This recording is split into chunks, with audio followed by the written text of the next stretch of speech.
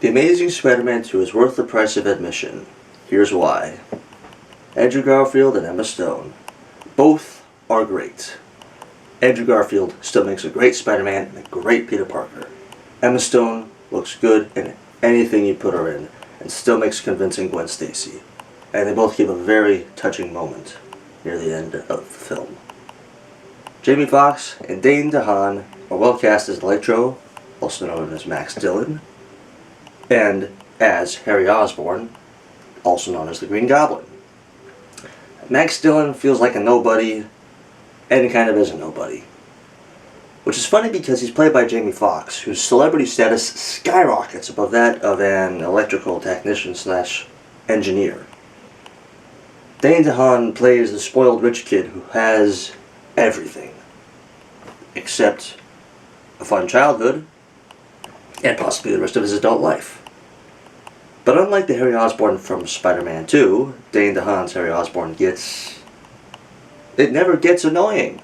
Not once. Anytime that Roberto Orci and Alex Kurtzman, part of the writing team for this fun film, and they also helped with the writing for Star Trek Into Darkness, Transformers, Lost, and Fringe. Anytime they touch anything that is sci-fi or fantasy related, they know what they're doing. The plot didn't feel convoluted or messy, this movie didn't seem confusing, and didn't feel dragged or slow in places.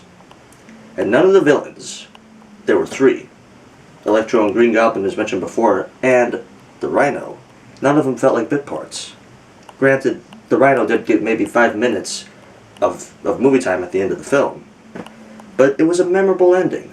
Even the beginning, which might have felt out of place in any other sci-fi fantasy movie, for example, Watchmen, where the filmmakers may have cut out an hour and a half of film just so we could focus on the whiny brunette who can't be given an orgasm by a blue man who kept flashing the camera his penis.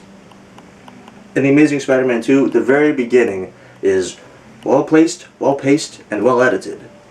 And almost surprisingly, not forgettable. Even though the sound was intense. And by the end of the movie, I was kind of feeling like I'd been hitting over the head with a 2x4. Neither the sound nor the music distracted from the experience of the film. As usual, we can thank Hans Zimmer for his good work on the film score. I give this movie 4 out of 5 stars. The Amazing Spider-Man. If you have not seen that movie, and if you're not sure about whether to see The Amazing Spider-Man 2, I say don't hesitate. This is a good, fun film.